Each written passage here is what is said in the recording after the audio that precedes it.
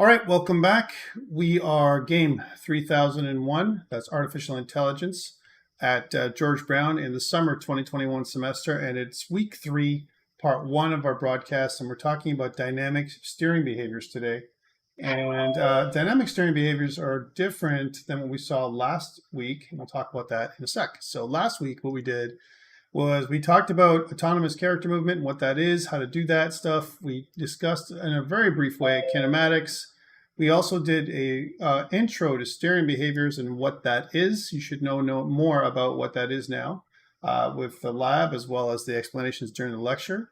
We talked really briefly about seek, flee, arrive, and wander, and I also discussed what other steering behaviors might look like, and we looked at a white paper that has been made into a very, I would say, famous web link that people use as a reference, and we use that actually in lab. So that's what we did last week. This week, we're going to be talking about advanced steering behaviors, so dynamic steering behaviors that combine kind of two steering behaviors in one, and also use things like acceleration and velocity more than just a continuous movement. So that's something that we're going to be doing. Things that are due. Lab 3 is due Sunday at midnight, of course. 3 screenshots are required as normal. Assignment 1 is also due on Sunday. So those two things are due Sunday at midnight. And assignment 2, I've already released assignment 2 from before. I'm not trying to laugh. I'm just saying that it's just more workload for you guys. But, again, if you work on the lab today, what ends up happening is you can get the lab done pretty much today. And so even though it's due Sunday, you have time to get it out today. So you just can focus on assignment 1. Remember that the labs, what they're trying to do is help you, kind of put together all the requirements for assignment 1. So they're kind of related. I'm not making labs kind of completely unrelated to the assignment. That doesn't make sense to me. So that's why we've done it the way we've done it. Assignment 2 is also up, and it's been released from the first week, but just to remind you that is due week 6. And one thing, an activity that I would like you to start today for sure is please sign up for groups. I still have many people who have not signed up for any group. No group, you cannot do assignment 2, and you cannot work alone. So please make sure you sign up with at least one other member to do assignment 2. All right, so please do that as soon as possible. I'd recommend it this week. All right, so that way it's out of the way and you don't have to think about it. So that is those two things. We're sitting again at week 3 from a timeline perspective, and you can see where we're at in terms of evaluations. Marks for lab 1 and 2 are out, so you've got your marks for those two things. One thing that I've noticed again is people still continue to upload things like zip archives only to Git using Git and GitHub. That is not the way we want you to do it. You'll lose marks every time for doing that. But one thing I have noticed also is that your quality of screenshots is good for the most part. So I think this is good in terms of you doing your labs. People are sharing their repositories nicely with me. Those are all done well, so that's great. You're going to be set up nicely for working with Alex, which I'm happy. So that's what I've noticed so far with labs 1 and 2, and I'm sure lab 3 is even going to be better. So that's good. And remember that we don't need perfect on every single lab, and that we will be taking the best, I believe, 10 out of 12. So that's good. And if you improve that from going forward, then some of these lower marks, if you have marks that are lower, or if you've missed a lab or 2, then those will be dropped, and you'll get the highest marks from the best labs that you've handed in, which is a good thing. Next week, we're going to start pathfinding and specifically Dijkstra's algorithm, and then the week after A-star. And the second assignment is all around pathfinding. And again, this is all about basic behaviors, steering behaviors and pathfinding for the first half that are going to lead you nicely into decision-making in the second half. So that's something that you need to master in the first half in order for you to do well in the second half of the semester. Question I have from Gabriel is, do I need both the zip archive and the GitHub repo? I would like them both, but I prefer, if I don't get a zip archive, at least I would take the Git repo I prefer Git, and I look at that. If you didn't hand in your zip archive, I didn't make you lose marks this time around. I know that Alex likes to have both, and one is kind of a backup for the other, but GitHub is required. So I would say that if you're going to not do one of them, then the zip archive would be the one that you would kind of put on the wayside, right? Not GitHub. GitHub, you need to do Git and GitHub. So please make sure that you kind of you submit stuff with at least that and your three screenshots. Okay. Again, please no videos. There was one person who made a video that just takes a lot longer for me to look at with labs, and I think it's just it's overkill. So please don't do that. Make sure you submit stuff for labs, and right after we do it, I think would be the best thing, because this way you save time and it's kind of a one and done. So if you follow along during lab time, everything's good.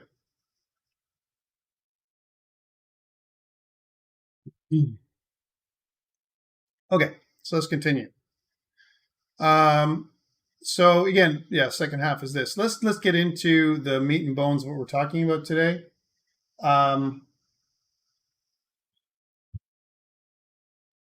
I'm just reading some of the comments here. The include folder had too many files in it to upload. No, that's not true, Ethan. Everyone else could do it. So if you have a problem, please connect with me later on, and I'll see if I can assist you with everything else. Remember that we have we can use a gitignore file. If you follow the gitignore file properly, remove stuff that you don't need. Remember, you also have to remove any kind of garbage files, which I recommend in order for you to put things up properly on Git and GitHub. You don't need to use the zip archive ever. Okay, so we'll talk about that later.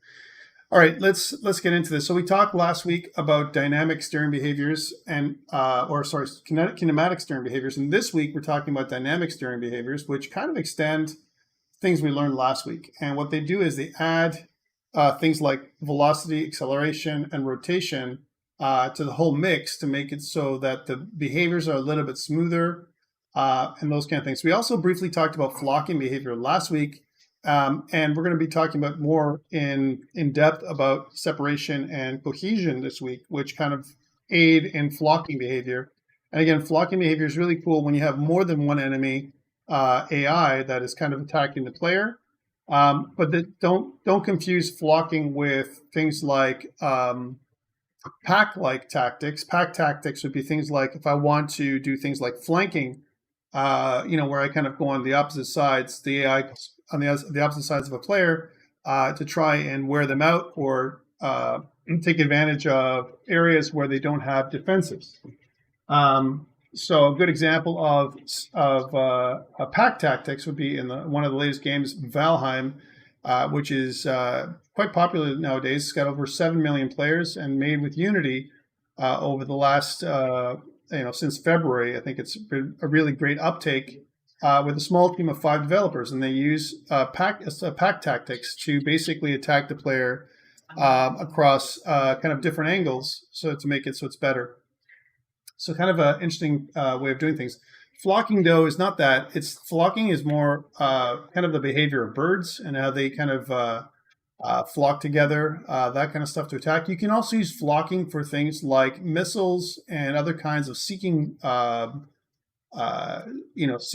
agents that kind of move together in unison or point in the same direction. So that's flocking behavior, and we'll talk more about that as we go forward. One thing we're also going to be talking about is something called variable matching, and a lot of times we use variable matching, to produce an effect. And what I mean by that is sometimes what we want to do is match the position of the target. I want to kind of, wherever the position of the target is, I want to kind of have my autonomous agent accelerate towards it, and then as it approaches the target, decelerates. So that's kind of like the acceleration-deceleration idea is the dynamic portion of what we're talking about this week. We can also do things like match orientation. So I want to match the direction that the target is pointing, and or match the velocity of the target. Velocity matching is important if we want to do things like kind of an evade or a pursue algorithm, which is kind of interesting. But trying to do more than one altogether may be really difficult, and they can conflict. If you try and do position matching, orientation, and velocity matching, it's really difficult to do. So what they do is they do one and then the other. And you can make them run independently, and then as long as those, you can combine them later for an interesting effect. All right. Let's talk about seek and flee. So now last week we talked about seek and flee, but it was kinematic. So kinematic, again, there's no acceleration. It's just constant speed, right? Whereas with dynamic seek, which is different, now we can call it also something called chase. What we try and do is we match the position of the target. Again, we talked about variable matching. So we're matching one aspect, the position of the target, each frame, but now it's using acceleration. And the way it does it is we accelerate, from 0 to the maximum speed. So we keep accelerating. And we don't have the maximum speed right away because that's not realistic. And then once it accelerates the maximum speed, we clamp the maximum speed so it can't go beyond it. So because if you keep accelerating, you can accelerate to infinity if you don't watch it, right? So you want to clamp it to the maximum speed. And then once it does that, it it kind of gets to the target at maximum speed. And then as soon as it does that, it will turn around. It'll pass the target a lot of times, turn around and go back towards the target. So the way it looks, which is different, again, you'll see it in a second. It kind of passes and rotates around the target. So here's the example of the seek path. If this is the target, then what will happen is the autonomous character will seek towards it. Okay, and this is the flee path, just like last time. Again, you can see the smooth curve as it goes away from it. Now, we didn't have this behavior last week in lab. We had a straight line to the target, and the reason for this is because we did not go in the direction we were looking.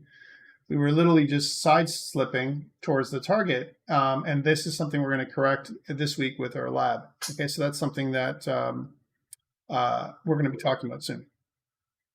The next pages are about some algorithm examples. These algorithm examples are kind of interesting because they give us some pseudocode. Again, these are for you to kind of look through. We're going to use something similar to this when we're in lab, but obviously our algorithm is going to be slightly different because we're using our own framework. Okay, so that's something that we're skipping through. Let's get into this part. So seek versus arrive. So there's a difference between arrival and seeking. Some people have, kind of messed these two things up or mixed them up altogether. Remember, seeking is like chasing. And if you're seeking, what ends up happening is you will overshoot the target when you seek, only seeking. So whenever I've asked you guys in assignment to do seeking and arrival, they're not the same, okay? We're working off a file from last week, Lyra, so I'll give you a new starter as we approach lab 3 for sure.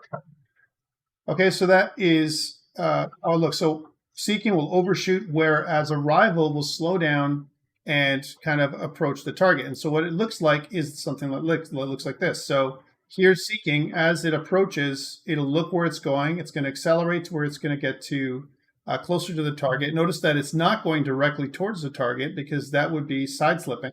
We want to go in the direction that we're looking. And as we kind of move forward and we rotate, we kind of orbit around it, we're going to get closer and closer to the target, and we're going to keep on doing this over and over again, where it rotates kind of closer and closer to the target. The reason for this is because seeking does not slow down. Okay, seeking continues the same speed. Once it hits max speed, it stays at max speed forever, all right? Which is a different way of doing things. Then arrival. Arrival actually goes towards the target, and as it approaches, it slows down until it stops. Okay, so that's arrival versus seek. With dynamic arrival, right, what it does is it uses two radii. The first radius, again, starts off, kind of tells, or signals to the autonomous character to start slowing down. Okay, so that's what happens. And the first radius is kind of like, hey, this is like where we're starting. You're kind of starting this, your arrival, and the second one is begin slowing down. That's what it is. And then it calculates the ideal speed between the new radius, which the character speed is maximum, and the target at which the character speed should be 0. So that kind of slows you down as you approach, the target. So you can basically land exactly onto the target every single time. a different way of doing arrival than just kinematic arrival. All right, again, very similar. And if you program it, it's hard to detect the difference. But remember, one is a deceleration, okay, as we move forward. The other one is just changing the position. So that is, excuse me, arrival. And here are some pseudocode examples. Again, we're going to skip these. These are for you, for examples of how to do, the arrival algorithm. Alignment. Once we start talking about alignment, we start getting into flocking behaviors. Alignment is like, I want to align in the same direction, which is, again, we talked about variable matching, where we want to orient the autonomous agent in the same direction as the target. So whatever the target orientation is, they're pointing in a certain direction. We also want to align the autonomous agent to point in the same direction as well. So that's kind of, point towards the target more than anything else. And that's different than, as an example, in then look where you're going, which we're going to talk about again. One of the challenges that it talks about here is the wraparound effect. And it's tricky because when you want to look in the same direction, you have to know whether you have to turn, towards the right or towards the left. So kind of like, if you're looking in a direction, let's just like map it out again with a whiteboard. So let's bring a whiteboard into play. And let's suppose we have a target that's here again. So let's do the whole target thing. That's the target. And we have a autonomous agent. Let's say we'll put them here this time. So here's our autonomous agent. And let's suppose that they're looking in the right direction again. So again, we start off the autonomous agent looking kind of towards the right, like so. And then what we want to do is think about the motion that it's going to describe when we move, right? So how we move this agent is kind of important. What we've been doing in lab is do this. That's what we've been doing in lab. That's incorrect. That's just a first part of our motion. That's definitely seeking, but that's not what we want, like we said. So we want to start thinking about, well, if I'm going to turn towards the target, which way do I have to turn? Well, notice that the target is to the left of the autonomous agent. The autonomous agent is here, and relative to its position, if we're going to draw a dividing line for a second, so here's a dividing line, you can see that this is to the left, right, of the target, the left of the, we'll say left side. And if we think about left side being like a left turn, right, that could be depending on how we do things, a positive motion. Remember, because counterclockwise is positive in our framework, right? Whereas if we go to the right side, right, that could be negative, a negative rotation, right? So this left side, right side stuff can kind of create almost a wraparound effect, which can, create confusions for the autonomous agent which way to turn as it's shifting. All right. So again, what I mean by that is if we took this whole thing and rotated it now, so not just this one thing, let's see the whole thing. Here, let's do this. And let's see, so you can understand what I'm talking about here. So if this is the right side and left side, if we start rotating it now, let's rotate it.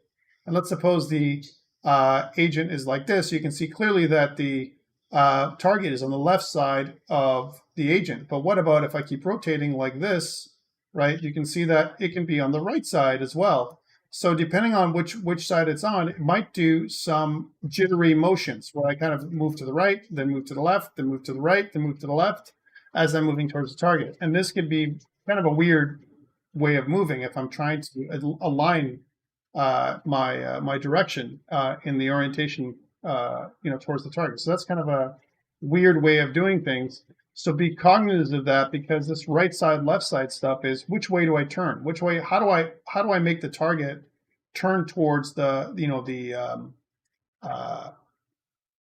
so how do I make the autonomous agent turn towards the target? Right. So let me go back. Let me set that up for you. Now that we know this idea of left side, right side, once we start thinking about this, then think about the motion. If I'm starting off like this, right? And let's draw it out again. So I'm starting out like this. This is pretty, we would think that we would start off like this and then slowly turn left. Well, how do you know to turn left? You have to take, where the angle is, the desired angle towards the target, as an example, as you turn left, and you kind of move towards it. But what about when you're angled towards it now? Is it going to be perfectly aligned? So it's going to be like this? The chances are it might jitter a little bit and do this, and then go this way, and come back the other way. And the reason for this is because of the turn rate. The higher the turn rate, the more it's going to jitter, because it's going to go whoop, whoop, whoop. It's going to keep on going back and forth as it comes towards the target. And this is why you don't do it every frame. You wait to kind of move back towards the target every 5 frames, every 10 frames. And there's a bit of an optimization that you can do as you move towards it. Now, this is look where you're going, but the idea of orientation is we want to kind of align our orientation along with the target. So alignment is tricky, and the reason for this is because of this idea of, I want to move towards this direction, but I'm oriented this way. We only have a 0.52 radians rotation towards the left, right? But notice my orientation is 6.27 radians, right, which is this way. Whereas my orientation here is 1.05 radians, right, as an example, and the target from this orientation to this is also 0.52 radians, right? So this can be tricky in terms of how this works out. So be cognizant of that. We have almost like a rotation when it comes to angles, and we'll go into this a little bit more as we do our lab today.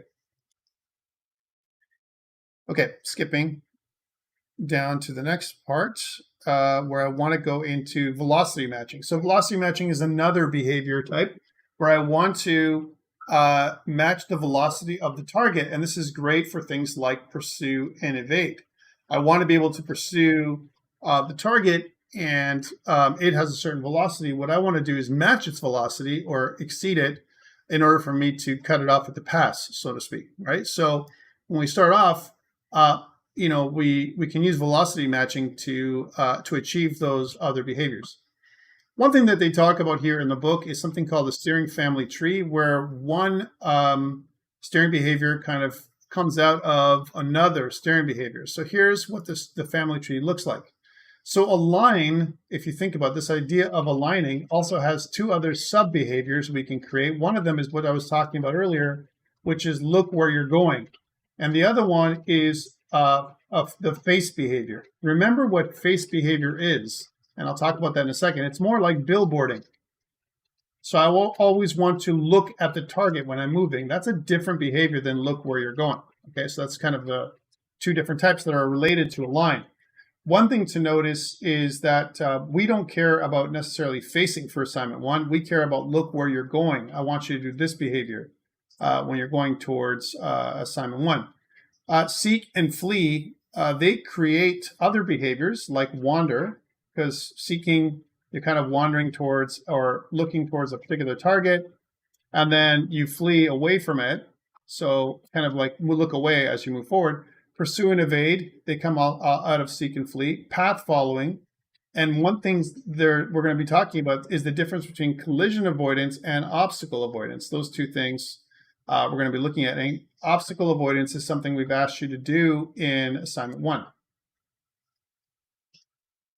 By the way, Andre is asking what language standard we will use. I'm using, I think, C++17 in your project, because not everyone has C++20 availability. So C++17 is what I've kind of put in. I think I've set that up. I'll show you that in lab.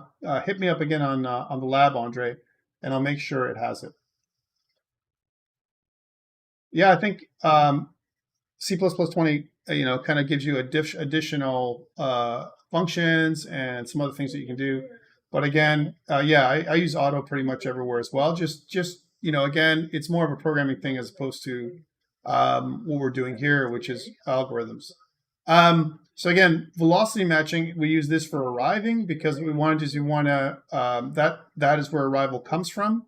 And then we have something else called a force field kind of a behavior, which does separation and cohesion. right? So almost think about this like as a bubble that we want to make sure that we're aligned within. All right, so that's those two behaviors.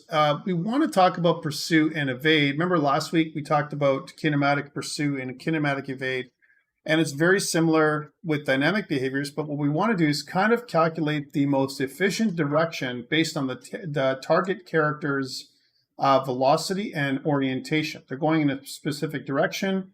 I mean, what we want to do is cut them off at the pass, like we said, right? So the way to do that is kind of using a prediction algorithm. And so we kind of sit there and say, okay, so here is our pursue route. This is our seek route. Seek is like a chase. We go behind the character, whereas pursue uses a predictive algorithm to say, where would the character or the target that we're chasing be, 5 frames from now, as an example. So we go in that direction based on its current orientation and speed. All right, so that's kind of something that we do, which is a little bit different than what we talked about last week. It's very similar though. Again, we talked about a little bit of pseudocode here in terms of how to accomplish these behaviors.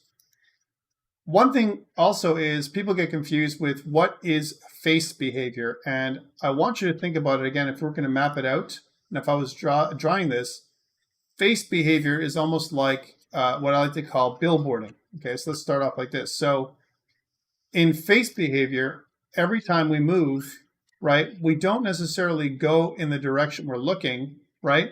We still move in kind of, we have our facing and our direction are independent, okay? They're not dependent on each other, all right? So an example would be for facing behavior, I always want to be pointing at the target. So the target is here. And when I move forward, but I'm always looking at the target, right? I move forward and I'm always looking at the target, right? So no matter where I am, I'm always looking at the target. Here, I'm always looking at the target, right? That's facing behavior. So I'm moving, look at how my locomotion is like this, but my facing is always kind of looking at the target. That is face behavior, right? So even though my arc might look something like this, right? I'm always looking at the target the entire way. That is like billboarding. That's another word for it. Right? And billboarding is actually something that we're going to learn about more as we're in OpenGL and 3D graphics. We use billboarding for a number of things, like, for example, things like health bars. If I have a health bar in 3D space and I want to always to face my character, the player, right? For example, I might have multiple enemies and they're coming at me from different directions in 3D. I want their health bar, if I have a health bar floating over their heads, to look at the player so that way the player can always see the status of the enemy, right? That's billboarding. And we also use billboarding for things like grass. A lot of times grass and leaves on a tree, let's say as an example, we don't really have real three-dimensional leaves on trees in 3D games. What we actually have is a 2D leaf, which is just a plane, and it has a transparent background, and it actually looks at the player. All the leaves are billboarded towards the player's view, and what that does is it creates an illusion that the tree has three-dimensional leaves, but actually they're not. Same thing with grass. Grass kind of looks towards the player as things are going, and this is the billboarding effect. It can be quite expensive, but less expensive than making three-dimensional leaves and thousands of blades of grass, all right, which is totally different than, without using billboarding. So again, it's an optimization effect. Here in AI, a lot of times what we want to use this for is if there is some kind of turret that's independent of, let's say, for example, a tank that's moving in a particular direction. If you want your turret to always look in the direction of the target while the tank, let's draw the tank body, looks forward. Let's say, for example, here's my tank, right? And the tank looks like this, but this is the turret. What we might have is something that looks, something that looks more like this, where you have the tank body, right, kind of looking in the direction where it's going, right? But meanwhile, its turret, which is this other thing up here, is looking in the direction of the target, All right, so that's kind of a different way of doing things. And that's where billboarding or the face algorithm makes sense. Okay, that's face. All right, so that is the difference between face and look where you're going. Look where you're going is the algorithm we want to achieve for assignment 1. And look where you're going is where the velocity and the direction of the kind of the autonomous character is synchronous. Okay, so they're synchronized and looking in the same direction as they're moving, right? So that means that going back to our little graph here, it wouldn't be like this anymore. If I was looking in the same direction, then let's just see if I can undo that change. So our player, our character, instead of using billboarding here, right? So let's just, we wouldn't be using this anymore. We'd be using look where you're going, right? Look where you're going, actually, what it does is, like we mentioned last week, very briefly, just going to do this for you so you should kind of figure this out. It would look in the direction of its path. So this is the way we're going. It's kind of going like this, and it keeps on turning towards the target until it kind of gets to the target. It will surpass it and come back. That's what look where you're going will do. But the reason why it doesn't turn directly towards the target is because of turn rate. I'm thrusting in one direction. Think about the thrust of a spaceship as an example, coming out the back. So this is where the thrust of the spaceship is coming from, right? It's going in this direction, right? And as we're moving in this direction, what's happening is the spaceship is moving forward in the direction that it's opposite of the thrust. This is kind of a physics thing. And it's going to, again, design or describe a path based on its turn rate that is going to overshoot the target, and it's going to continue to orbit tighter and tighter until it gets closer to the target, and then it's going to keep doing that over and over again until it gets closer and closer. It'll kind of do one of these things. Depending on the turn rate, if the turn rate is tighter, it'll keep doing this over and over again. It will not ever reach the target because of the turn rate. Okay, you might see something like that looks like this. Okay, as opposed to kind of directly towards the target. Okay, again, the way to avoid this and to support arrival, which as we talked about, is to slow down when it comes to a certain piece, right? So let's say, for example, if I continue with the maximum velocity and my turn rate, right? Even if my turn rate is the same, that's the maximum turn rate or angular velocity that I can use. I can also use a lower angular velocity if I want to, right? As an example, if I have a radius like we talked about for the for the arrival target. So let's say, for example, I have this radius, right?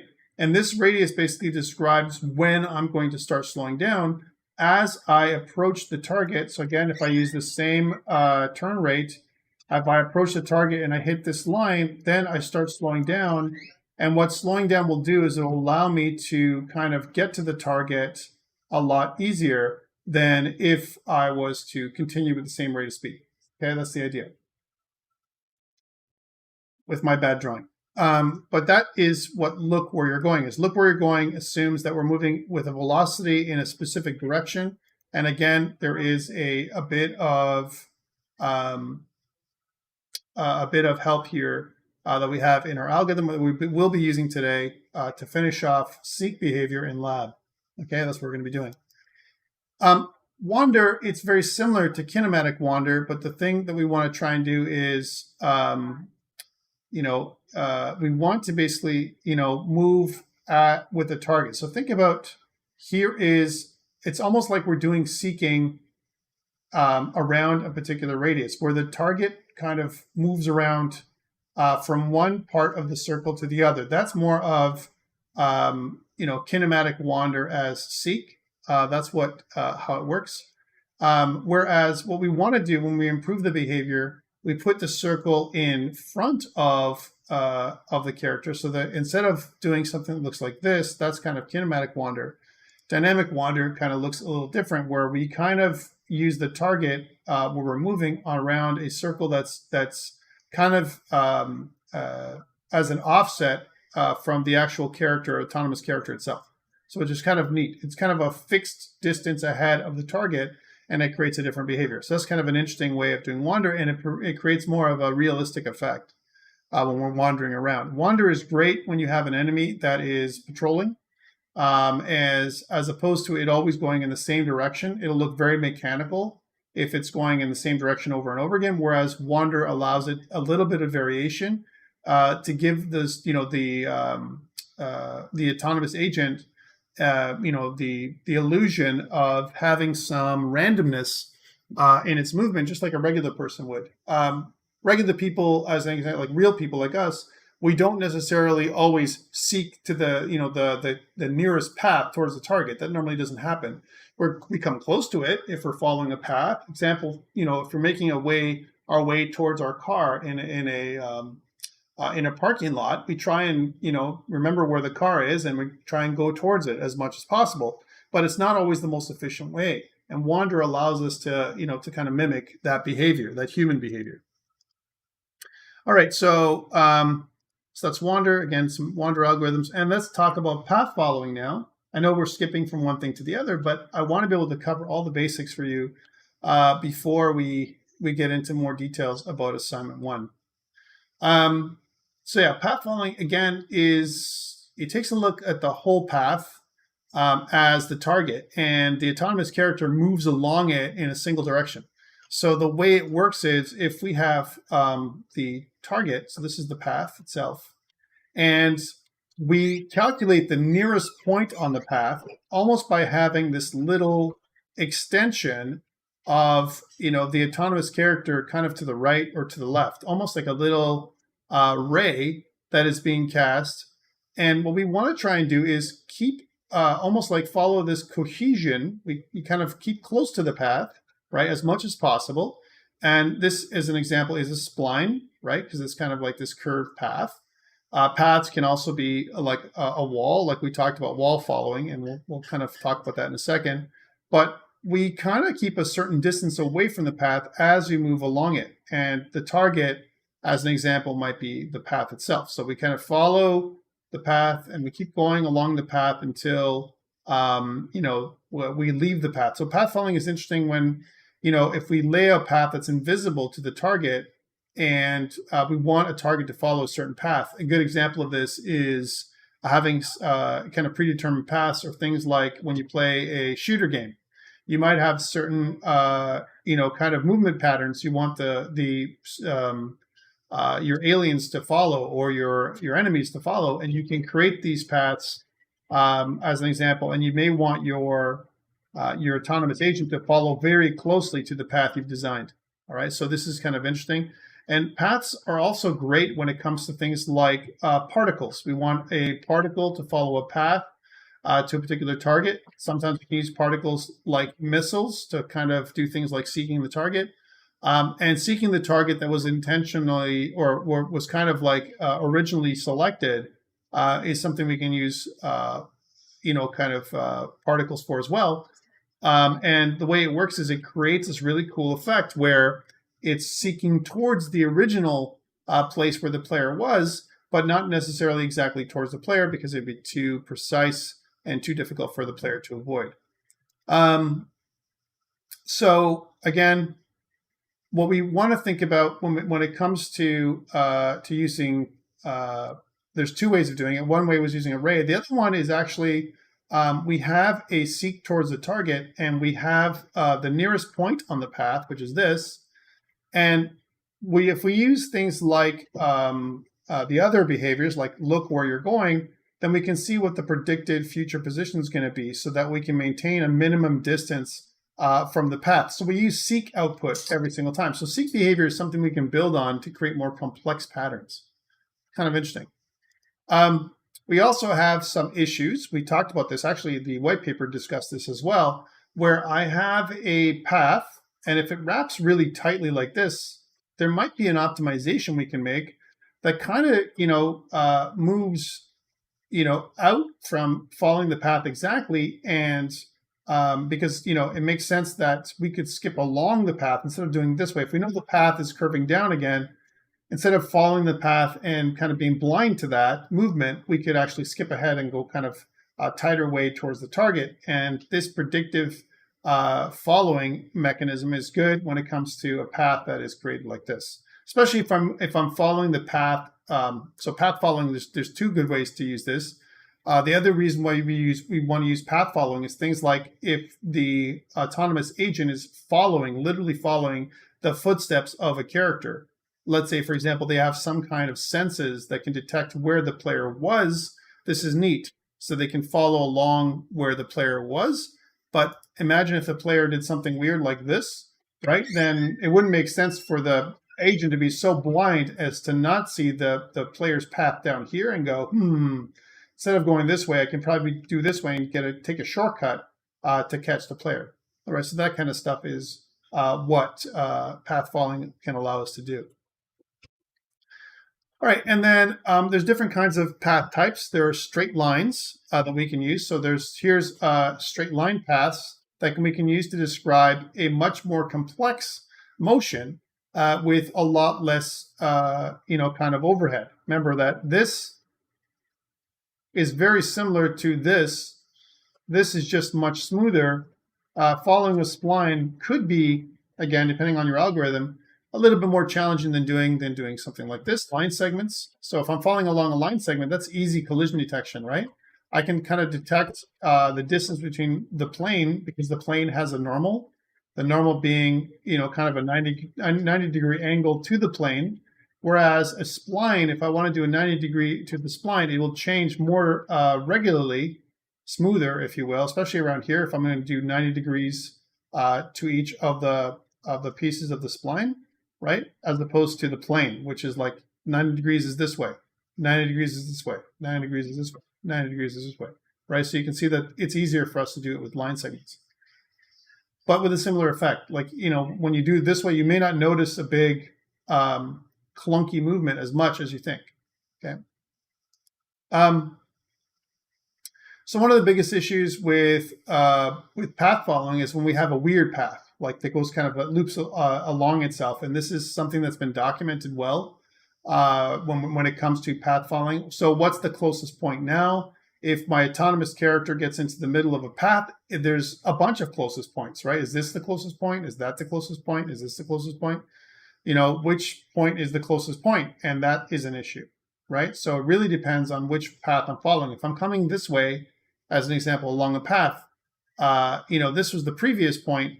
Well, what's the closest point? This one, or this one, right? So it really depends, and it can mess an autonomous character up when it's following some kind of weird, convoluted path like this. Okay, so just pointing that out. So separation is really something that we want to talk about. There's actually two behaviors that are similar: separation and cohesion. And I want you to think about it in terms of from a flocking behavior perspective. So let's just get back to the basics here.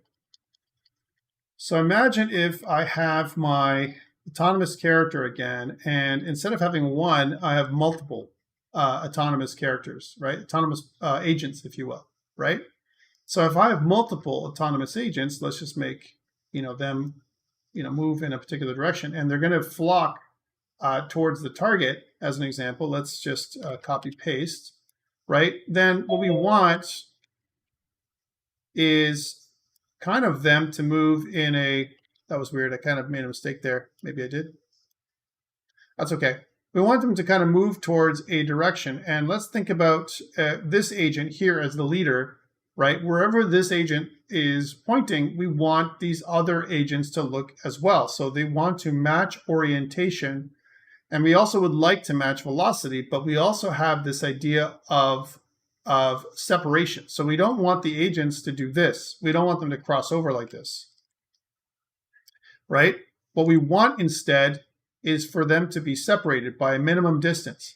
So what you can do for that is you can create a line that is what's the minimum distance between these agents.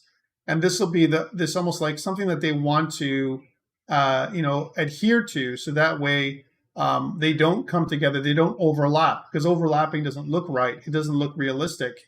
Cars, some kind of race car game. This is a great example of separation, where you want to keep separation away from other autonomous agents as they race around the track. If you let them, overlap, it doesn't look realistic. Cars can't overlap; they crash, they collide with each other, right? Um, and so if you're driving around a track, you want this separation. So that's separation. But there's also another algorithm that we have to talk about when it comes to flocking called cohesion. And cohesion is when you don't want your autonomous agents to be too far away from each other, because that's also bad, right? So in other words, you don't want this guy to be way over here, right? That's incorrect. That's not flocking anymore. He's not part of the flock, or she's not part of the flock, right? Instead, what you want is for them to have a maximum distance. So let's say, for example, the maximum distance would be something that looks like this. That could still be kind of flocking behavior. So you might have a maximum distance as well as a minimum distance. So separation is an example of the minimum distance. That's what that is. So think about that. So min distance, right? That's what separation is, right? Whereas cohesion is the max distance. So what's the max distance away from the leader, which is what we're talking about, or the closest kind of autonomous agent. A lot of times when we talk about flocking, these autonomous agents there are different simulations. I talked about them last time called Boids. Again, it's a play on word, Boids instead of birds. And if you look at Boyd's kind of flocking simulation out there, you'll see some great little videos about how you can simulate the flocking behavior of birds by using these two parameters, separation and cohesion, as well as alignment. Alignment is also something we want, because alignment, we want to align in the direction of the leader, right? So whatever the leader is. So for example, if this is the leader, then we want these to align in the same direction as the leader is going. Otherwise, again, we won't have flocking. If these guys look in different directions, it will look weird, as an example. So we want alignment when we're using flocking behavior. So take a look at some of that. There are some great examples of this online. Let's take a look at Boyd's, Boyd's flocking example, right? If we kind of look at that, and if we looked at some images, there are some GIFs that we can look at. Let's see if that actually is going to work. Maybe not. Unfortunately, I can't do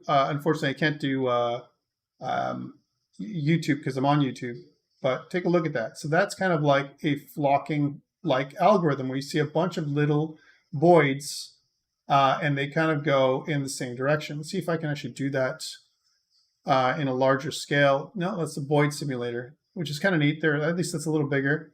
And you can see what that's doing. It's like kind of looking in a particular direction. And you can see what happens where the red Boids, they kind of join other flocks. They become part of a new flock. And so they kind of show or describe, as much as possible, separation, cohesion. A lot of times Boids also leave one flock and join another, all that kind of stuff, which is kind of very interesting. How things work. It can be not just birds, but fish also kind of work in very similar ways. So that's kind of what we see in nature. So there's Boids. And again, they talk about that in exactly what I'm saying here. Separation, we want the minimum distance. Alignment, where we want to look at the leader so that the Boid looks in the same way. And cohesion, where we don't want a Boid to be kind of outside of the radius of where they want it, kind of the rest of the flock, right? So kind of an interesting way of doing things. Let's see if we can look at other things. So here's an example of another one. We can see how this looks very similar, how as soon as we come closer, now here's something. how do they leave one flock and join another one, kind of genetically, or organically? If we look at kind of an organic motion, well, as a boyd goes closer to other boyds, right? They start getting information. They kind of do some signaling, and you can see a little bit of jitter with some of them. But the signaling happens where they kind of decide what the leader is, as they approach a big flock of other boyds, right? So once you do that, some boyds split off and kind of designate a new leader, and that's what gets them to move away from the flock or kind of come back into a new flock that they have. So it's kind of the way it works. And this is kind of neat where you use these little triangles because it kind of has a very interesting effect. We can also use flocking for things like, again, smoke simulations with particles, because they kind of, stay together. The smoke kind of curls together. It doesn't like disperse, until farther away. So flocking is also interesting when using or kind of doing a particle simulation. So it's kind of another way of doing it as well. So very interesting. When I first learned about flocking and that kind of stuff, I was like, wow, that's really cool what you can do with a little bit of algorithm. Okay, so kind of really cool stuff. And again, you can look at some additional ones where you don't have necessarily a direction, and you can see how particles might kind of group together and stay apart, and using both cohesion and separation. And you can look at a bunch of these, which are kind of cool. Right, there we go. So really cool little flocking simulators. And that's one we already looked at. Here's another one. Okay, so kind of really cool. Now, one thing I don't like about this flocking simulator is that there is some overlap. And this is kind of what I don't like. I mean, I think it can work well, but I mean, one thing that this simulation has a problem with is separation. Now, one thing you can also think is you can still have this behavior even if you have separation, if the leader keeps changing. Because then what are you separating from? Are you separating from other boyds, or are you separating from the leader? So that's kind of something that you can optimize. Okay? So again, different ways of doing the same thing. And I encourage you to take a look at some of it. It's very interesting how it can work. Okay. So that is separation. It kind of leads us to more complex behaviors. And like we talked about, it kind of creates, it helps to create this flocking, kind of behavior. The other thing that we want to talk about is the difference between collision avoidance and obstacle avoidance. So collision avoidance, it describes two autonomous agents that are moving kind of towards each other. So I have two AIs, and they want to avoid each other. So what's going to happen is, again, take a look at these little feelers that are going out here. These feelers, think about them as whiskers or rays that kind of leave the autonomous agent in the direction that they're looking. And you can kind of look and say, well, remember we talked about this kind of this middle area here, almost like a middle whisker? This character that they're trying to avoid, what we want to try and do is when we're using collision avoidance, we want to move away from this character, right? Based on the on where the character is, the angle that the character is. Are they to the right of my orientation, or on the left side of my orientation? If they're on the right, then I'm obviously going to try and turn left. If they're on the left, I'm going to try and turn right. Right, and that's how we can do collision avoidance in real time when they're both moving. So they're both dynamic. That's the difference between collision avoidance and obstacle avoidance. Obstacle avoidance is when, and you'll see in a second, is when an object is stationary and the autonomous character is trying to avoid or go around the object. Two different things altogether. So there's a bit of an algorithm. We want to evade. We want to use the evasion technique to steer away from the character slightly, the other character, for collision avoidance, so that way we don't collide, we don't do a head-on collision or even a sideswipe. We want to kind of avoid that altogether. And so what we try and think about is if both characters are trying to avoid, right, as an example, if this character is trying to avoid this one and this one is trying to avoid this one, then this one is going to go towards its left, which is down here, and this one is going to go to its left, which is up here, and they're going to avoid each other. And they're going to have a future path with avoidance, which is up here. Okay. Sometimes, though, what ends up happening is you have two characters, and they're not really pointing at each other, right? These two rays are connecting, right, as an example. And what happens is you'll have a predicted collision somewhere in there. So again, what you want to do is you want to have this character move towards the right and this character move towards the left so they can avoid a future collision. So that's collision avoidance, when their two characters are kind of moving in the same direction. So one thing we can do is we can also do something called collision prediction, where we know two characters are going to collide in the future. We can create a minimum distance, right, which is using things like separation in order for us to create the separation will allow us to predict how we can avoid collision detection in the future. All right, so that's kind of that. There's a bunch of little algorithm examples here with pseudocode, and I'm just going to get into this. So now we're talking about obstacle avoidance. So obstacle avoidance, again, difference between obstacle avoidance and collision avoidance is when someone, or you have two autonomous agents, they're coming at each other, they're moving, and you want to make them avoid. Or if the autonomous agent is going to collide with the player, also want to avoid that. A lot of times they want to save themselves. They don't want to have, like, imagine two planes coming at each other, and unless one plane wants to kamikaze against the other one, like actually try and ram the other one, as an example, then what we want to try and do is we want to try and avoid them, and it can be used that way as well. But obstacle avoidance is different in where an obstacle is a fixed target, if you will, so a fixed object. And what we're going to do is we can use different techniques for calculating if there's a chance that that the autonomous agent is going to collide with things like a wall or another obstacle. We use something called a ray cast. So we kind of cast a line in front of the target, in front of the autonomous agent, right? And that line can kind of, once it collides with an obstacle, we can start doing things like slowing down. I want to slow down, and we can calculate the collision normal. And the collision normal, we're going to talk about more in physics next semester, is a line that's perpendicular or at 90 degrees to the collision surface. So notice that that is describing a 90-degree angle here. See if I can join that, if I can draw that for you, just to make sure that I can highlight that.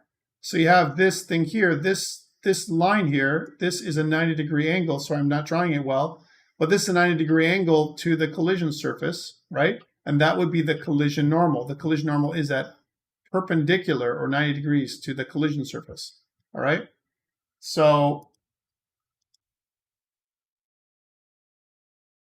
I'm showing you this because this is going to help us with understanding how to start avoiding a collision with an obstacle that is immovable, like a wall or some other pillar or something else that the autonomous agent can detect.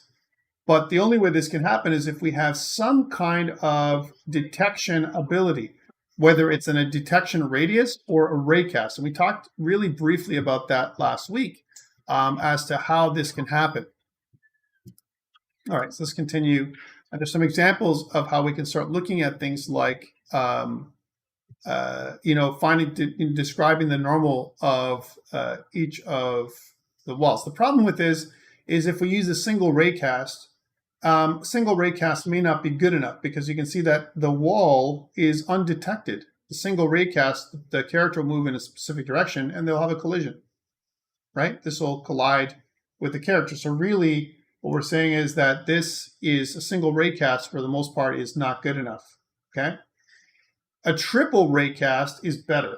And a triple raycast allows us to detect the collision, and then and this is detecting the collision or predicting a collision earlier on, and then avoiding the collision by turning away from it, okay? So as we turn away from it, the wall, we might also turn away from the target, especially, for example, if the target is around the wall, and if we can somehow know that that is the case, right? Because again, remember that it really depends on do we have perfect knowledge of where the target is? Example, if the target is here, right, and that is the target where this character is going, then when we turn away from the wall, we're actually not looking at the target anymore because we're moving away from the wall. We're going to point up there somewhere, and then we have to make our way back towards the target again if that's where we're aiming, right? So this can be tricky if we're doing it this way. It may not work at all. Even this can be, unless we slow down a lot, it could still lead to a collision, right? So again, this is collision obstacle avoidance. All right, so let's take a look at some options. There are different rays we can use as well. We can use some techniques that I've seen and that the book talks about are parallel side rays. So this is not a bad idea because parallel side rays are very similar and it might be cheaper than using 3 different rays. A central ray, so much further out, with short fixed length whiskers that kind of allow us to go through. If you ever think about how a cat navigates around obstacles, right? Especially the reason why a cat has whiskers is for exactly those things. It helps a cat orient its face and around obstacles and those kind of things to avoid bumping into surfaces, which is kind of interesting. Dogs have it also to some degree. It's not as prevalent with dogs, but whiskers, the idea of whiskers, the reason why they have whiskers at all is to avoid obstacles. It's something we find in nature that we can also use as well. So this is whiskers only, and this is single only. Single only can still be good if we don't care to collide. For example, if I have a missile, some kind of missile weapon, and we're aiming directly at an object, but we still want some avoidance, but if it collides, we don't care. That's okay, right? For some small amount of obstacle avoidance, singles can be okay. But whiskers and these other options up here, create more of a dynamic way of avoiding collisions. And for our purposes, for assignment 1, I highly recommend something like this. Or one thing that this is not talking about is the idea of using a radius, like we talked about last week. So again, let's suppose we'll just undo these changes. We have a single autonomous character again, and we want to avoid a collision. Talked about this last week. I'm just repeating it because I think it bears repeating. I think it's good to repeat in this case. We have an autonomous character and we have some kind of obstacle in the middle. I kind of typically use something like this. There's an obstacle and we want to get to the other side. Well, then we want to be able to cast a ray. That's one way of doing it. Let's undo that. We want to be able to cast a ray. So this is a single ray. Here's a ray with whiskers, right? So we have kind of whiskers that come up like this. That's one way of doing it. And this is more efficient than a single ray. And then what we can do, just like we showed last week, is we can have some kind of sensing capability. Let's try that again. Sorry, I just want to make sure I can capture this so it works for you guys, right? So something that looks like that. Yep. So then as I'm moving my object, right, as an example, so I'm moving it forward towards it, I can see that there is a collider there. And we can look at the collision normal. If this was here like this, right, then the collision normal of this surface, right, so let's suppose the collision normal that I'm drawing is this way, right, that's the collision normal. That's at 90 degrees to the surface. We can say, well, depending on where the direction of the collision normal is and the direction of my ray, we can figure out, should I turn left or right, as an example. Where is my collision going on based on the single ray? But where it's more efficient is we know that when we hit something in front of us that we need to turn, we just don't know which direction we're going to turn in. And instead of using a whiskers the main thing to turn with, what we do instead is we use the whiskers to help us determine the best way or best direction to turn. I'm just making this larger so we can have the pivot point in the middle somewhere, which is kind of in there. It's not quite done. Right, but anyways, you can see that if I was to march along and we detect there's going to be a collision here, the main line here, the central ray, can be used to slow us down. So now we're slowing down. We're not going at the same rate of speed anymore, and we can start turning, but we don't know which way to turn yet. We start slowing down until one of these whiskers hits first. As an example, if we're coming head on and both whiskers hit at the same time, then turn in either direction. It doesn't really matter. That could be your algorithm. So turn to the left or turn to the right. It doesn't matter, right?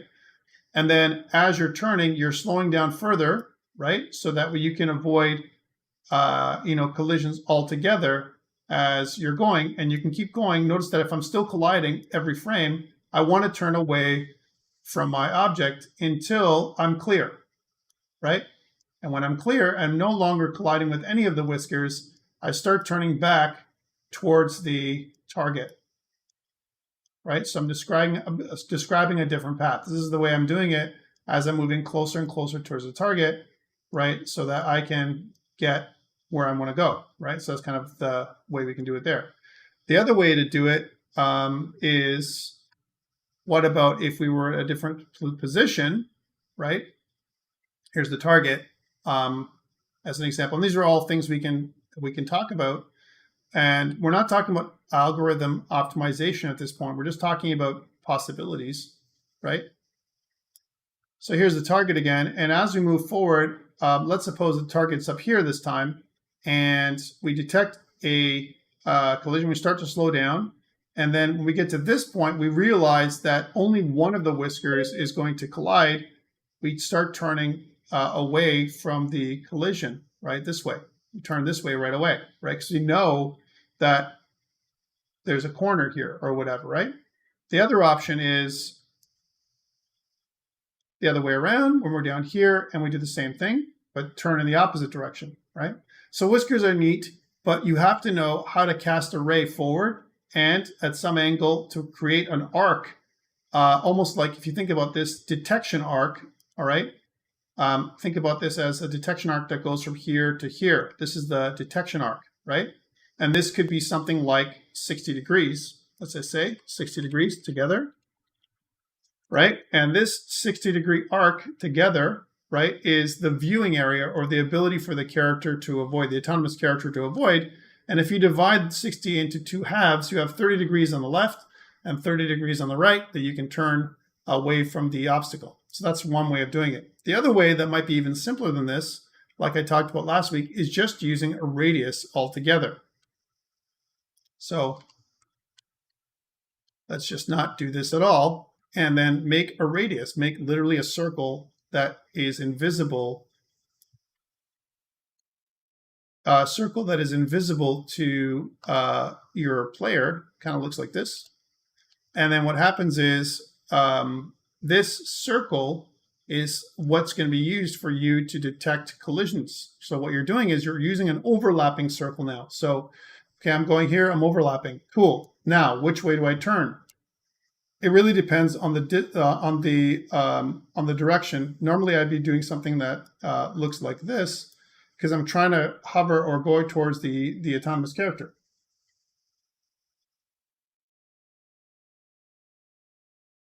Other way is to hack this box and get across, I guess. There's different ways of teaching it. That would be a learning algorithm, Andre, which is kind of out of scope right now until maybe the second half of semester. So yeah, so let's suppose I'm there and I've collided. I want to turn away from the obstacle. Again, you can choose to turn either direction, make it random, if you will, depending on where the obstacle is, or if it is, kind of, let me just undo that change for a second. Let's move it there just for over here. Let's suppose that the obstacle itself, right, has a kind of a midway point, right? So the midway point of the obstacle is something that looks like this. How about if we just try it instead of doing some weird thing we just did? Something that looks like this. Let's say this is the midway point. So kind of the obstacle is divided into two halves, and the obstacle itself gives us some help where we kind of do something that looks like this, right? So we know where the obstacle, if I'm on the right side or the left side of the obstacle, as an example. And if I approach the obstacle, so the obstacle gives us help in avoidance here. By the way, there's lots of little hacks and techniques to do the very same thing. So let's say, for example, I'm here, I'm at the bottom half of the obstacle, so therefore I would turn left, right? That kind of idea when I collide. So if I'm colliding here, I start turning left, I slow down, and I keep turning left, and I try and avoid the obstacle as much as possible, right? And try and avoid this altogether until I'm out of out of collision. And so you can see that I would most likely not collide if I use some kind of exterior kind of radii to do it. It would look weird. It might look really weird when I start, kind of running around the obstacle, depending on how big this circle is. And this is something you'd have to play with, how big the circle, the radii is going to be in order for me to meet my target, because I have to turn back eventually. So again, the path described might be something that looks like this eventually as I come back, right? Because I want to kind of avoid the target as opposed to going straight towards the target itself. Instead of going this way towards the target, I'm going to go this way. Okay. So that is definitely a way of doing it. The other way that I mentioned was, what about if you had these little nodes? This is another thing you can do, more complex. Again, more complex. If every obstacle, as an example, had these little nodes that basically helped, your autonomous agents move around it. Right? Again, I'm just drawing some pieces there. So again, if I have a radius as an example, then I'm going to go around the target to the nearest node. That is, I'm going to retarget or seek to the nearest node until I'm clear, and I can reach the target. So example would be, again, I have something that looks like this, and I have a radius. I'm trying to make it easier for you guys to figure out too, right? Because making rays sometimes is kind of weird. So I have a radius. I kind of go here. I detect that I'm colliding, and I want to seek towards the nearest node. Is this closer or is this closer? Which one? Let's suppose this one is closer, right? Then I start turning towards that node, right? Even if I'm colliding, I don't care. I just want to turn towards that node as fast as possible. And then I go toward this node. Now, when I've achieved this node, what's the next closest node? I'm still not clear, right? I'm still colliding. So now this is the next closest node. And usually you position these nodes so that there's no chance that you're going to collide, right? They're far enough away from the obstacle that I'm just kind of drawing this quickly. You're kind of here. Now we're still colliding. What's the next closest node? Is the next closest node, as a check, closer than the target? And if the answer is no, right? So I've already gone to this one. I've marked this as I'm not going there again, as an example. And I haven't gone to this one or this one, and these two are farther away than the target, then start moving towards the target, right? I'm avoiding collisions. I'm not colliding with my ship, as an example, and I'm moving towards the target. And when I'm clear, I just seek towards the target itself. So that's another way of doing it, all right? So using different collision nodes. Again, there's lots of little hacks that you guys can figure out with basic shapes. And one of the questions I get a lot of times with email when it comes to this assignment is, well, you really haven't taught us how to do that. But kind of, yes, I have, right? And the way to do it is, how do we do collision detection? So one of the things we're going to be doing today is, what is collision detection? How do we do it? And how do I use collision detection to do avoidance? Because remember that when we do rays, let's undo all these things again. So if I was going to do rays instead, right, what we really want to do is say, do I have a collision between this line here and this line here? Do I have a collision? If these two lines overlap, then the answer is yes, right? I have an overlap. Where is the overlap point? Right there, where the collision point, right? if I can detect collision between two lines, right, then what I can do is once I start creating and again, depending on how far away my whisker is, let's say, for example, this is the main ray. Remember, I can make these whiskers quite long, right? So I can make it so that they're way longer. The longer I make these whiskers, mind you, it would, again, create a weird movement for the ship, for the main object. Let's go back to this as an example. Okay, but the main thing is we're doing collision detection. And so we'll talk about briefly about that in lab today. So again, we're colliding, right? The main ray is colliding with this line that's part of the obstacle, right? So we're going to turn in one direction or the other. It doesn't matter, really, at the end of the day, which way you choose to turn, right? But you're still going to move forward because of velocity. So you're still colliding until you get to this point where now you're colliding with two. Your right whisker is also colliding. Well, if you're colliding with your right whisker, turn more, right? Turn more as much as possible because you're going to collide. Slow down and turn more until you're not colliding anymore, right? Until you're completely not colliding. But look at this. If you don't turn, if your radius is weird, now my anchor is over here, so it's kind of describing a weird motion. But the idea is that you want to try and avoid colliding, and your path that's described might look something more like this, where you detect collision. You're moving towards this part here, and then you're going to start moving away and even going this way a little bit because you're avoiding collision detection. And then what you're going to do is loop back until you come to this. That's something that might happen with whiskers, depending on how you do it. Notice that it goes this way a little bit, right? And that can also happen with radii, but that's the kind of thing that you want to do. Anything that is obstacle avoidance for assignment 1 is acceptable. Okay, obviously the optimum path would be something that looks like this, right? So you kind of go here, you kind of skim along, almost like doing a wall following, and then you kind of do this and then this. That would be the optimal path, all right? Something that looks like this. But that's not always easy to do, all right? So any kind of optical avoidance for me for assignment 1 is acceptable. Again, so if you made it so that the path would go like this, and then as you start detecting, collisions, you do this thing. So you're kind of doing flee. And then you kind of come back when there's no more collision detection. You're still doing look as you're going. You're accelerating again back to this part right here. That's totally fine as well.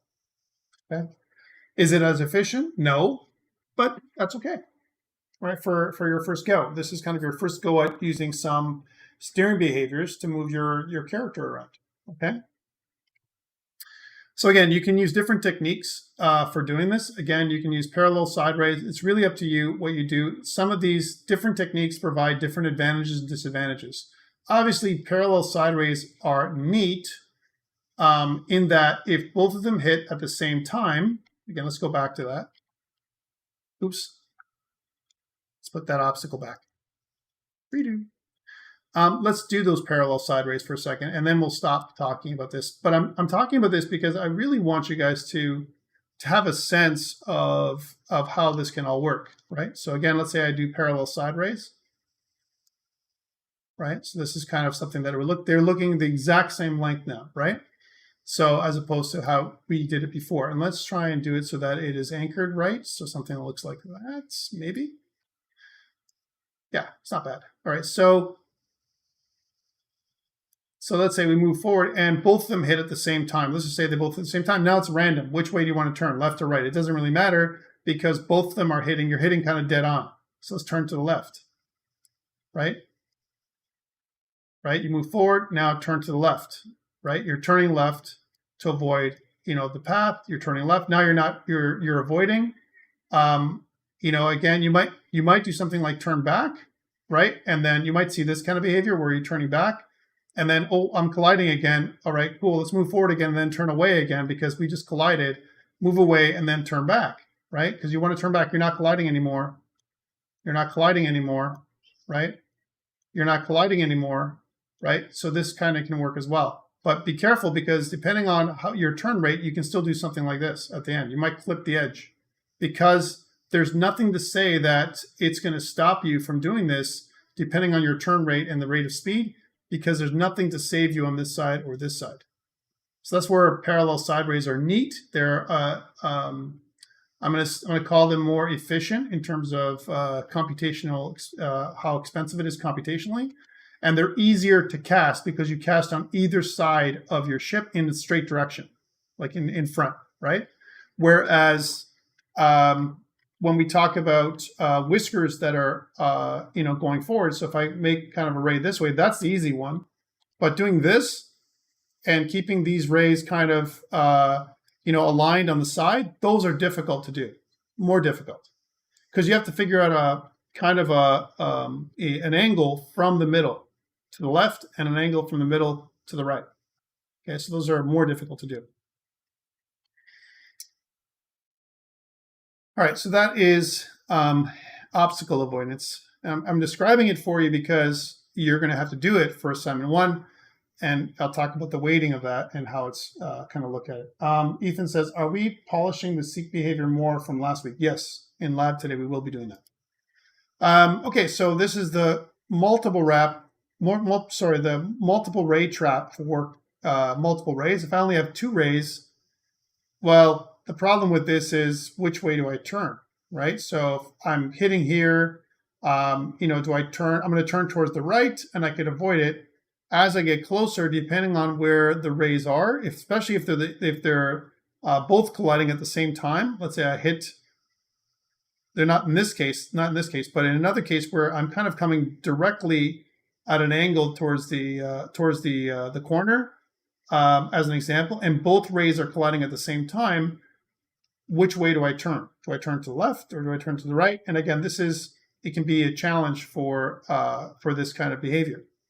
And so what you can think about, other things that you can use, and this is more complex to use than rays, is some kind of capsule volume. So you have this capsule volume that kind of hovers in front of you, or some other volume as opposed to a sphere, right, or a circle. Okay, so you have a capsule volume, and now you can decide to move left or right depending on your algorithm, right? You can make an algorithm turn one way or the other way. So what this means is, let's suppose instead of using a capsule, we want to use and instead of using rays, because rays are kind of difficult, like we just said, we use something like this, right? So what's wrong with that? That's also interesting, right? Because if I have an obstacle that's this, right? And if I have some kind of, collision detection that's like this, right? Then this is also viable in some ways. Again, more difficult in other ways, but what we're doing here is just regular AABB collision detection. So axis aligned bounding box. So here I'm colliding. Okay, cool. Well, which way do I want to turn? Left or right? Right? Way out there. So I slow down, first of all. I'm going to slow down. As soon as I collide, I'm going to slow down. And this is not the ship collider, but my obstacle avoidance collider. It's an obstacle avoidance field, if you will. Okay? Okay, so now which way do I want to turn? Doesn't matter. Pick a random direction. Okay, cool. Am I colliding? Yes. I'm already turning left. Well, then keep on turning. I'm already turning left. Well, keep on turning. I'm still colliding. I'm already turning left. We'll keep on turning, right? Until I'm avoiding collision detection, right? And you might have a path that's described like I showed you, like this, until you're not colliding anymore. And then you might go forward a little bit more and then start turning back, right? And so again, you might have that weird path where you started off like this, and then you went like this, and then you're going to go this way, and you're going to come back this way, okay? It's okay. It's totally fine. But again, you can use simple shapes like this, right, as opposed to arrays. The problem with using shapes like I'm describing, like this, if it's a shape like this is not axis-aligned bounding box anymore. Remember what axis-aligned bounding boxes, and you might have learned about them in fundamentals, the bounding boxes are kind of overlapping like this. They're in the same axis. They're not rotated. Whereas this, if I take the object, this is where the complexity comes into play, right? Once I start rotating a box, I'm no longer axis aligned, right? So now I'm doing a collision detection between two collision volumes, where one is axis aligned and the other one is not, right? And now this isn't anymore AABB, it's actually object aligned bounding box, right? OABB, right? And once you have OABB collision detection, you might as well do SAT, right? Which is separating axis theorem.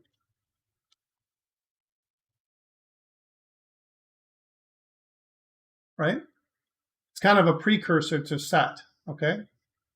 And what we're doing is we're saying, okay, is there an axis that separates these two bounding volumes? If there's not, if I can't put something in between them, then we're colliding, okay? As opposed to, aligning our objects using OABB, where I'm having a bounding volume. And the way this works for collision detection, again, we're talking about collision detection because this is something we need to think about, right? Is we can have an axis, and then we're going to talk about more about this in physics when we get to it, right? We have an axis that's here. This is the y-axis, and this is the x-axis. And we can draw these phantom lines from each of the points, right? That hit the axis. So this is the lines, right? And for this box, you can clearly see that we have a collision point here and here, right? But for these ones,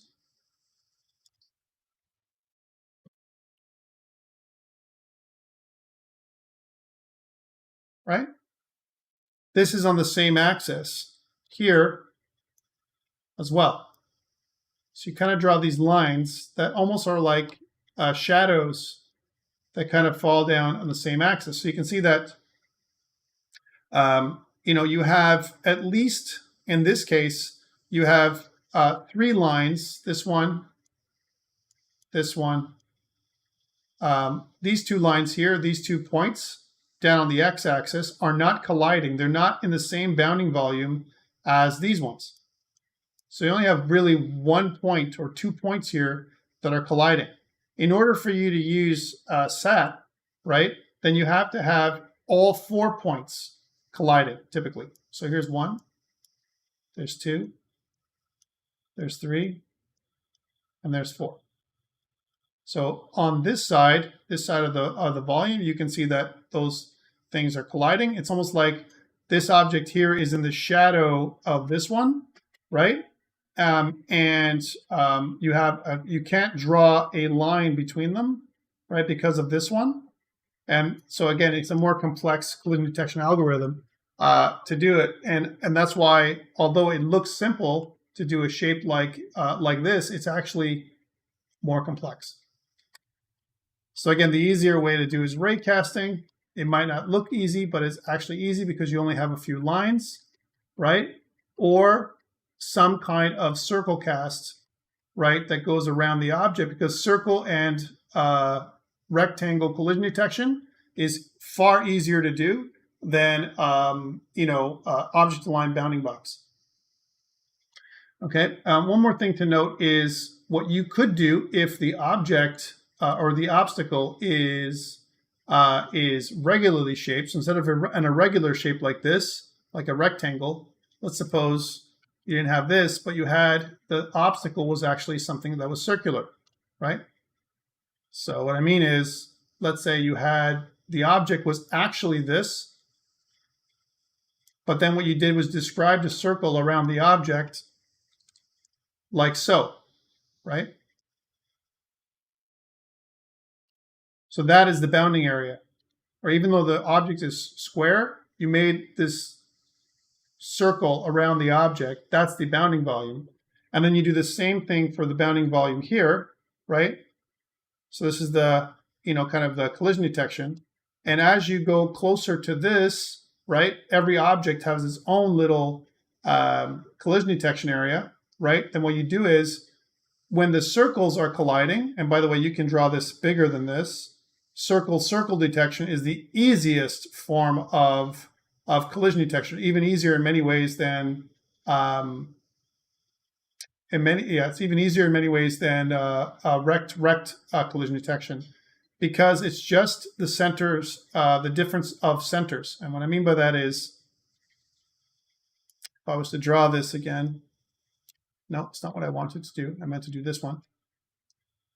So again, I'm going towards this. I collide with the circle, and I start turning in whatever direction I want.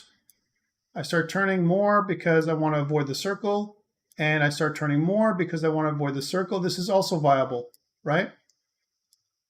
I'm just showing you extreme cases here where now I start turning back, to the thing. So again, it describes the same kind of motion I talked about before, where you have this kind of motion where once it hits the circle, you kind of angle out and then come back, right?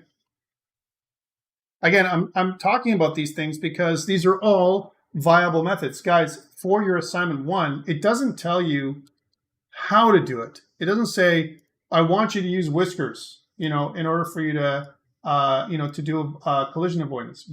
I'm not saying that in the assignment. Nowhere did we kind of describe that, and for good reason, right? Because we wanted to give you leeway in order for you to find your own solution, all right? It's not for you to be pigeonholed into a specific case. Is there a best solution? Well, there's definitely more efficient ones, but for you, the most important thing is, can you do it at all? And I'm just going to bring up the Word document for the assignment one more time, just to look at it before we stop for the day, okay?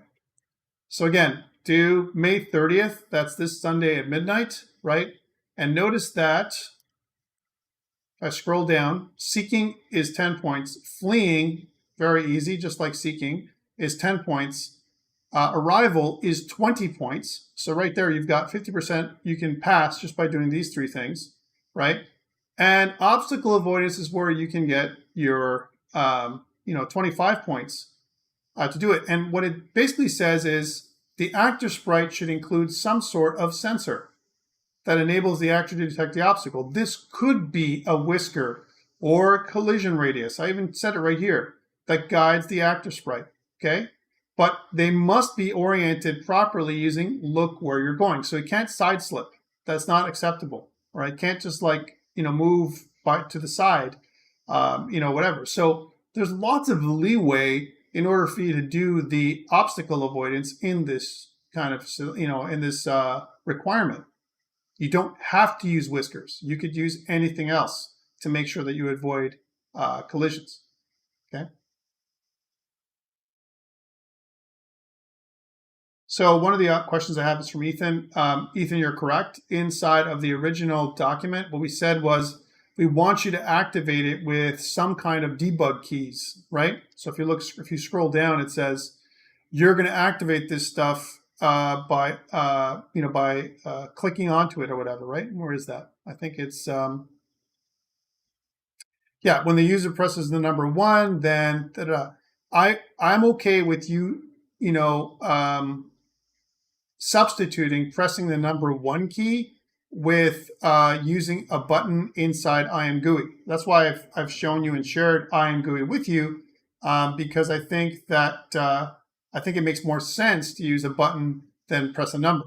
So it's totally up to you how you do it. If you don't want to use IMGUI, you don't have to, but it's kind of a shame because IMGUI is way easier than using number buttons. And sometimes pressing a button, when you use a keyboard press, as an example, if you press it a couple of times, you can turn it off and on, toggle it off and on automatically, and you want to avoid that. And I think it's just easier to press the button. Okay, so that's something that I'm using. And you're guessing that the number inputs are handled in handle events. Yes, they are. Okay, but again, you don't have to use this. You can just use IMGUI for this kind of stuff as well. So those are really the things that we need. For the play scene itself, this is where all the magic happens, right? As an example, you notice it says that the play scene should be blank, but every time you do a different algorithm, it kind of allows you to reset the scene, as an example, and it creates another scenario. So this is a scenario. This is another scenario. This is another scenario. There's 3 scenarios here where things are reset. Look what it says. When the user presses 2 or another button, both the target and the actor appear on the screen fairly close to each other. So this is a different scenario, right? When the user presses 3 or a button on IamGUI, a target sprite will appear somewhere on the screen. This could be random or not. And an actor sprite, the ship, vehicle, or other character will enter the scene from one of the edges and seek to the target using the arrival algorithm. So this is kind of, you're doing seeking plus arrival, where the arrival makes you slow down until you reach the target.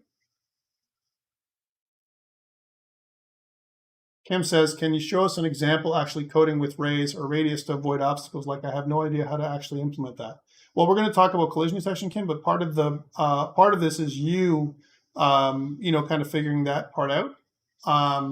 And the reason why we did that, Alex and I did that, not to make your life miserable, but actually for you to try and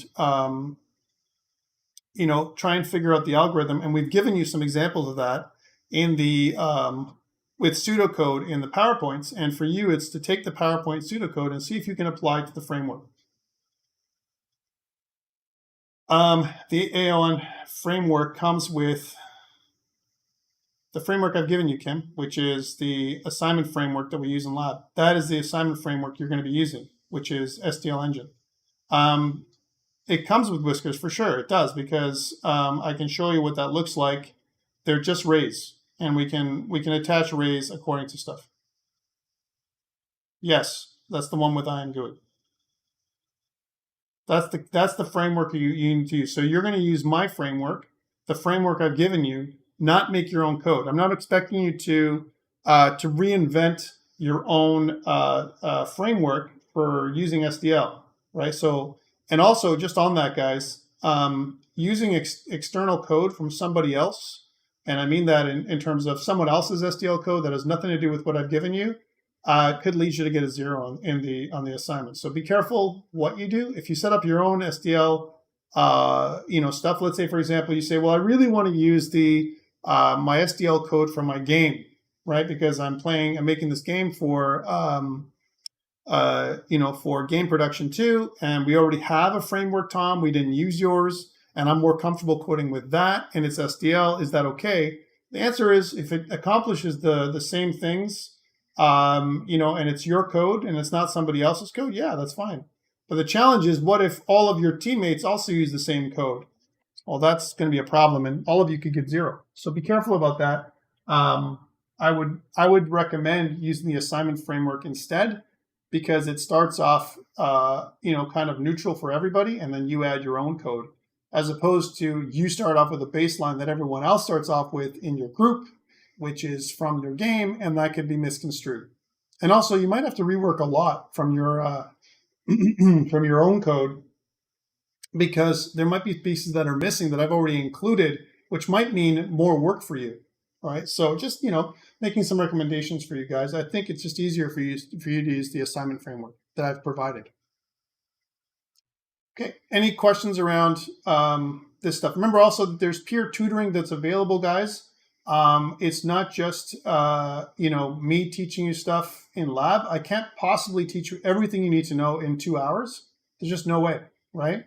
I'm going to try my best, but there's going to be, I'm not a robot, right? So I'm going to try my best to do the exact same thing for every lab, and I'm going to try and give you the things that you need, that I think you need. But it comes down to you working with the framework, and encoding it to try and figure out how this works, looking at the PowerPoints, doing a little bit of research on your own in order for you to be successful. And it's not just here in this course, but in every course that we do from here on in. It's not like you're going to be spoon-fed every algorithm in terms of getting things done. It's true, Gabriel. You're right. It might be something that a robot would say, but I'm truly not. Okay, maybe I'm lying. Maybe I am a robot. Anyone else have any questions or anything around assignment 1 before we stop for the day? And then I'll meet you guys in lab. The first lab, again, starts in about an hour. So we're sitting almost at 10 o'clock. So 11 is our first lab. I will be recording the second lab, which starts at 1 o'clock. I know, right? It's tough.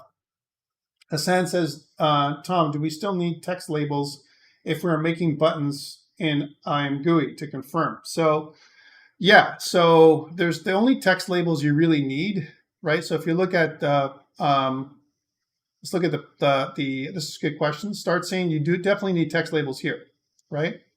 So in the start scene, use your text labels that I provided for you and just change them so that it includes your name and student ID.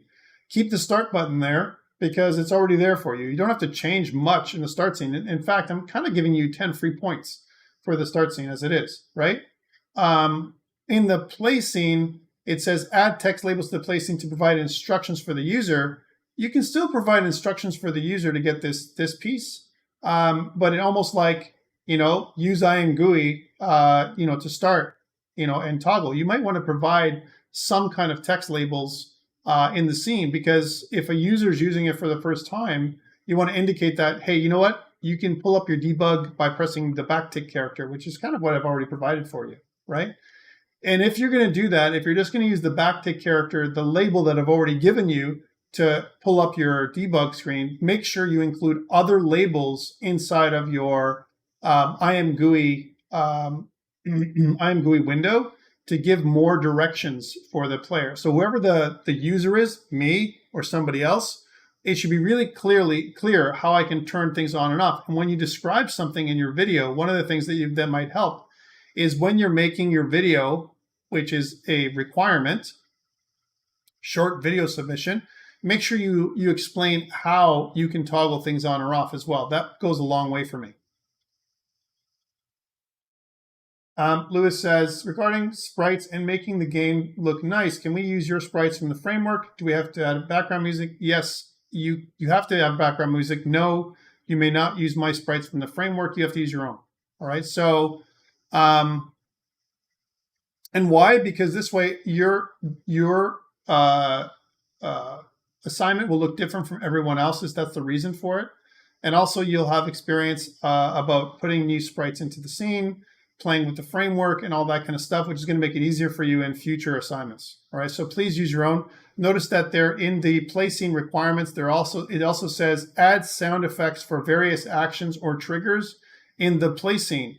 All right, so there are sound effects requirement. Again, we'll cover some of that today during lab, right, as an example. But a lot of this, you can add many sound effects by using the sound manager in the framework in order for you to turn on and off sounds as we, kind of have collisions happen.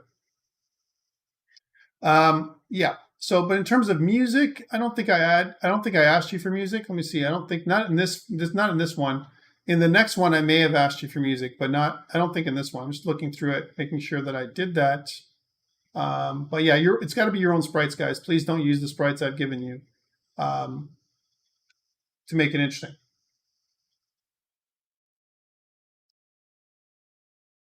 Do you get full marks on the video even if you don't complete all the different behaviors? Yeah, but I mean, if you're not describing your code completely, then what are you talking about? So it's kind of the video is, it kind of depends on, there's the dependency to make the video and get full marks in that for you to get full marks on your code, you have to describe all of your code. And if you don't have your code complete, then you can't get full marks on the video, right? That's the problem with that one. Oh, okay. Sorry, did I?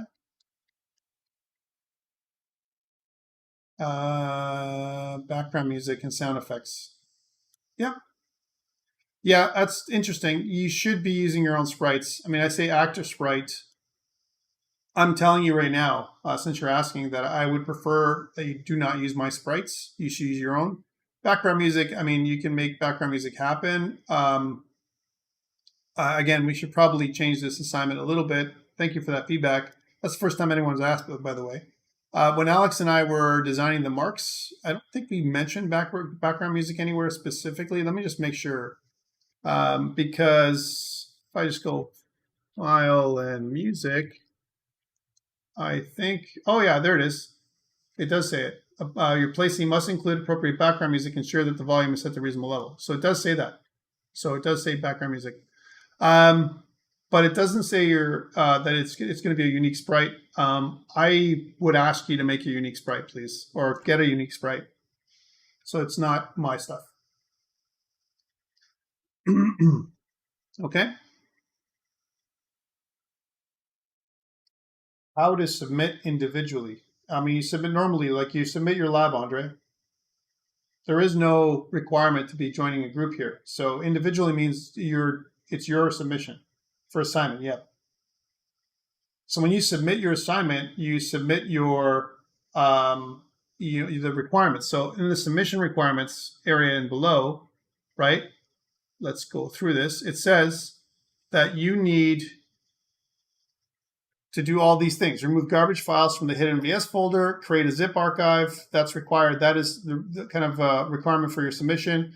Create a short video presentation as an example, and these are all required in your submission. Also notice that when you look at the assignment document itself, so if I go back to the assignments, which is here, it's already labeled. And if I go to this piece, right, and if I go to edit, it's going to tell you instructions here. So it kind of points to my PDF. It says, hey, instructions, look at my PDF. What I'm really looking for here is three things. I'm looking for a link to GitHub, right? Because one thing that you need is a link to GitHub, a zip archive, right? So if I was going to put it in here to help you, since you're asking, so I want a zip archive of your project files, right? With garbage files removed, right? I want a link to your GitHub repo, appropriately named, it has to be appropriately named and working, right? Has to be that. And it should be a private link, which means you have to include me, right? So that's what I'm asking for that one. And I'm also looking for a link to your video demo. Okay, so the link to your video demo, as an example, will be either through YouTube or another streaming provider. So things like, as an example, if you don't like to use YouTube and you want to use Twitch, that's okay. But I recommend this should be kind of like an unlisted link. Please don't make it private. You'd have to give me the password for that. And it just makes my life a lot more difficult when you do your video demo. All right, so zip archive, private link to your GitHub repo, and an unlisted link to your video demo would be the minimum things that I've asked for your submission, right? And each of these things, if you think about them, I'm just going to update the document, right? Each of these things is going to make it so that the zip archive and the link to GitHub, if somehow your zip archive is corrupted or your GitHub link, it doesn't work properly, at least have one or the other. If I can't see either one, I can't mark your document. I'm not going to mark you based on just on your video demo, because your code could come from anywhere. So from an academic integrity perspective, I need to have your code somehow, right? And the other thing, I need to have your video because I need to know it's you that made it, not someone else that did it, right? So that's why I need your video demo with the details described, right? I recommend keeping the SUO file, because the SUO file, Kim, is going to provide you some settings, right? So that's why the SUO file is recommended to keep. So it says that, it should say that there. Leave only the SUO file there. Okay. All right. So those are the things that I require. Any other questions for the assignment? At all. Again, remember that this assignment is weighted 10% of your final grade for the course. I think that should cover most things. Again, I'll see you guys during your lab starting at 11 o'clock for those people who are joining me during that time. And then I'll record the lab at 1 o'clock, the one that goes from 1 to 3. Otherwise, guys, that's it for me for now. Good luck with your assignment if I don't see you during lab, and I'll see you guys later. Take care. Thank you so much. And I'll see you next week.